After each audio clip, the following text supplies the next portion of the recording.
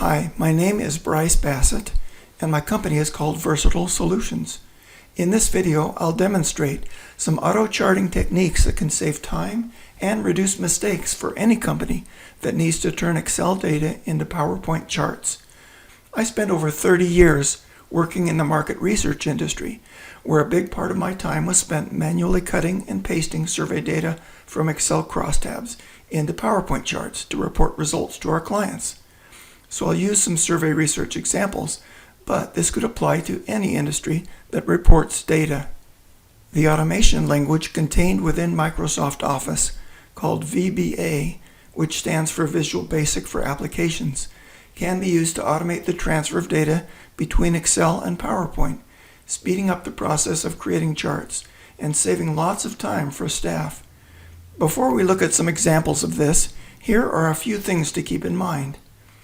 Every company's needs and formats are a little bit different, so I would develop a custom tool for you, applying these kinds of automations to your formats. The purpose of automation is to solve your biggest pain points. I tell my clients to give me their wish list of what they hope could be done. Usually, we can turn that into reality.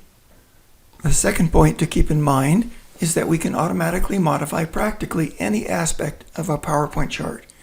These examples use basic chart types with built-in formatting, but we can change colors, fonts, sizes, placement, anything we want to, whether we're creating new charts or tables or adding to existing ones.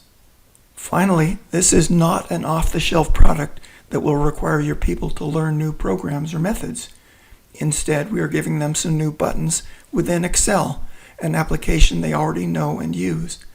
My approach is always to work within your existing process, making it faster and easier. So without further ado, let's get into the examples. Here is a set of survey crosstabs, and we want to turn these questions into new PowerPoint charts. These crosstabs are pretty consistent in the way they are laid out, which makes them easy to automate. Here in this yellow box, I've added a drop-down next to each question, which lets us indicate which type of chart will be used for this question. This is just one approach for this demo. Another way would be to have a separate Excel sheet that controls all of this. This pink outline highlights how the macro can identify the data to be charted.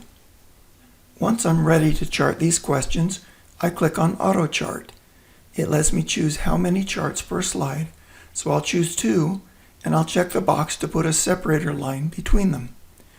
So the automation is going down the Excel sheet, finding each new question, creating that kind of chart that we've indicated, then it's moving on to the next one.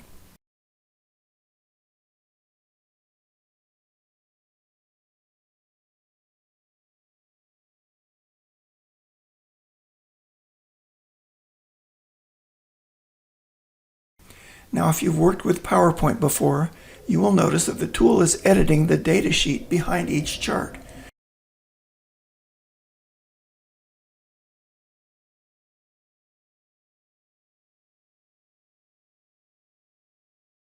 These are not pictures of charts or charts that are linked to an outside Excel sheet. Instead, these are native PowerPoint charts, each of which contains its own data, so they are fully editable and can be further modified if necessary by right-clicking the chart and choosing Edit Data.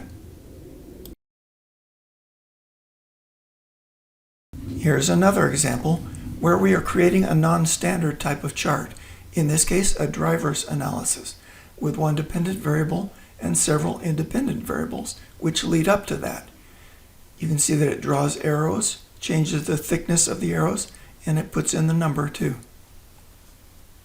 Let's look at a different type of auto charting.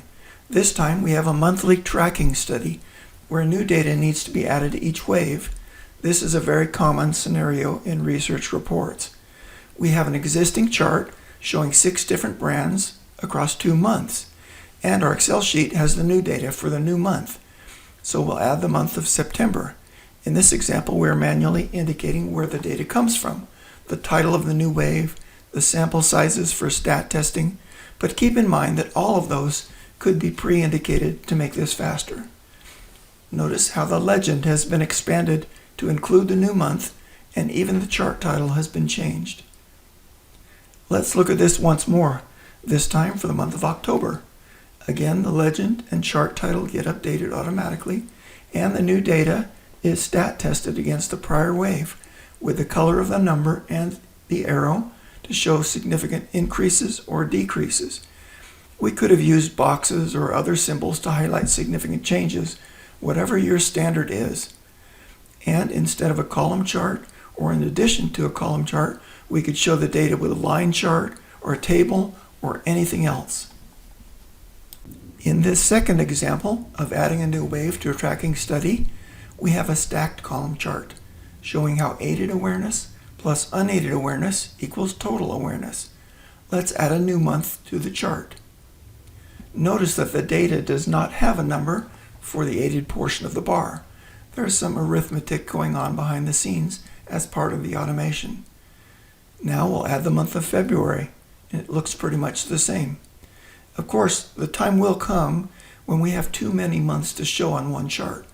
We could include that as part of the programming by indicating what is the maximum number of months to show. Then it would automatically start dropping off the earliest months. We can automate PowerPoint tables too. Here's an example where this question is asked every wave. We have a new wave of data in Excel to add to this table. So we indicate where the new data is. This time, instead of picking the total column, I'm going to highlight a different column of data over here for cohort 1. Where the item wording matches exactly, the tool will put the new number into the new column. But some of the labels in this PowerPoint table have been shortened, so the tool gives me a chance to compare labels and indicate which ones are equivalent. Then when all of that is done, it stat tests the latest wave versus the prior waves. To enable stat testing, I either input the sample sizes or we can keep them in a separate spreadsheet with the sample size for all of the different subgroups wave to wave. We can do some pretty sophisticated things with this technology. In one case, a client wanted to identify trends in the data, both positive uptrends and negative downtrends. So we programmed the tool to look for those, then highlight them with different colors for up and down. That's all I have time to show you today, but the possibilities are practically endless.